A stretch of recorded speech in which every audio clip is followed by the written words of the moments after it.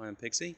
Just going to do a video about dating sites. I would advise, well, there's scam sites out there anyway, but I would advise avoiding Mypartnerforever.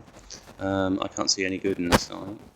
My experience has been well, it's been very negative, to be honest, because I was in contact with someone for 3.5 years, and to be honest, any length of romance I had to mess around with scams, just really sick.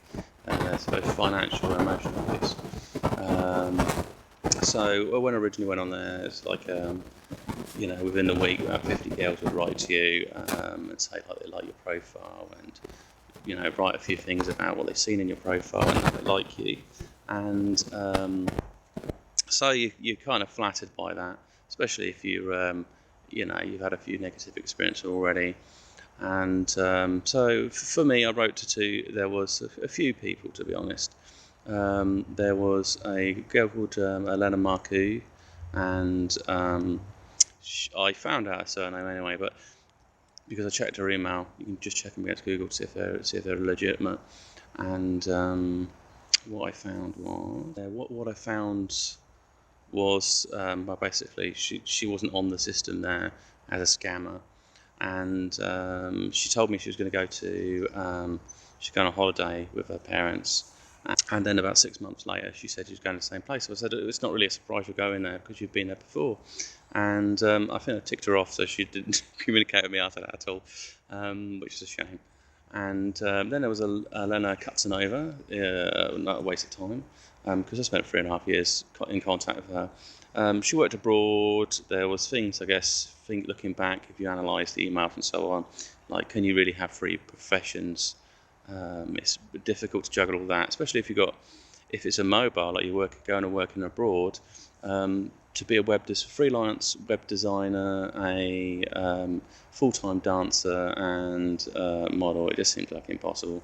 I did actually ask about the web designing and talk about computer stuff, and then she just changed her profile and said she was a dancer, which suggests she has no background knowledge of it at all. Basically I probably spent about £2,000 on her, just writing letters to her on the site, sending her flowers and so on. Other issue was I was emailing her and she was very distant on occasions, and it's just irritating, to be honest. And I spent £600, £400 from the site to arrange to meet up. I did try to meet up privately with her. She was all up for meeting, but she was so busy, and she would never come back to me on any set points, like, is there a time when you're free? Where would you like to meet? That sort of stuff. Would you travel to me? Do you want to travel to you? So it turned out she was busy. So they said, she's unavailable on the site. She wrote to me in my private email saying she's going to be possibly gone for about 5 months. She doesn't know, out of the country, probably in Dubai, so she claims. I think most of the actual people on their escorts, to be honest, because some people have met up with people from there, and they said they've acted a bit weird when they have met up, like they were surprised how they look and their appearance. But if it's a case of getting the money out of people, then these model types or whoever they're hiring, they have never seen these people. Someone has to be writing all these letters for them.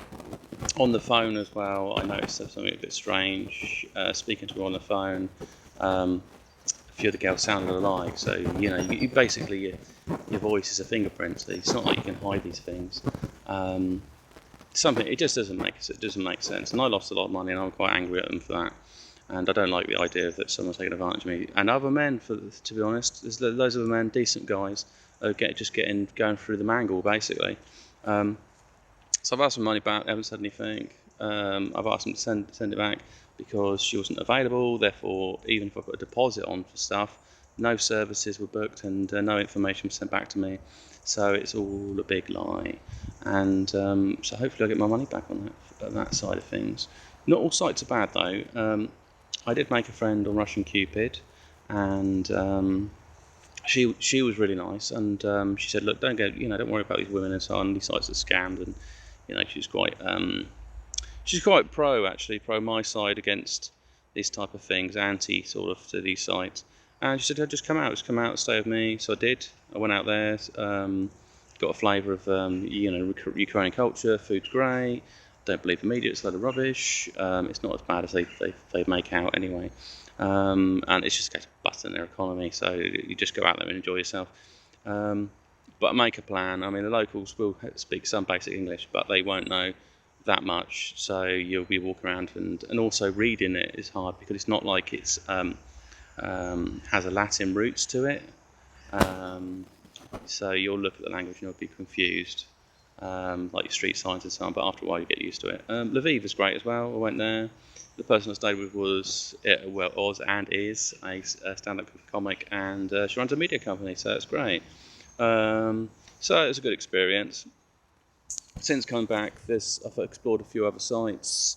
Like I say, Russian Cube is a mixed bag. You're going to get a lot of scammers. She was probably the most successful contact I've made through the site.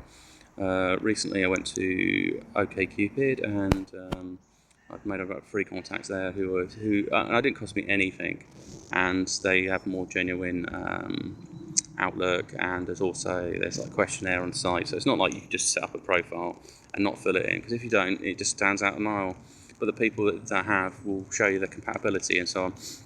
I've had, like I say, so I decided to shop around in the Ukraine, and I looked on, because most people probably just look for the UK, but you may find it impossible to get in contact with any women there. They just get inundated with things, and I don't know, I haven't had any great luck writing to people.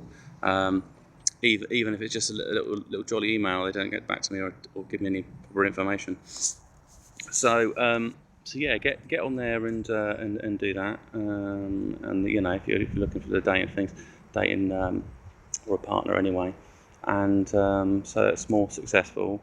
So I've got a younger student who's writing to me, but she doesn't speak English, but she gets the letters translated, which is sweet. I'm not paying for it. She's doing it off her own back. There's a few others that started writing to me, like I said, but they're nearer to the trouble spots in the Ukraine, which is sort of the east side. It's not probably safe to walk into any area that's got conflict, because people, especially if you're the anomaly, because you might get caught up in it some way. So yeah. Anyway, pleasure speaking to you, and speak to you soon again. Bye.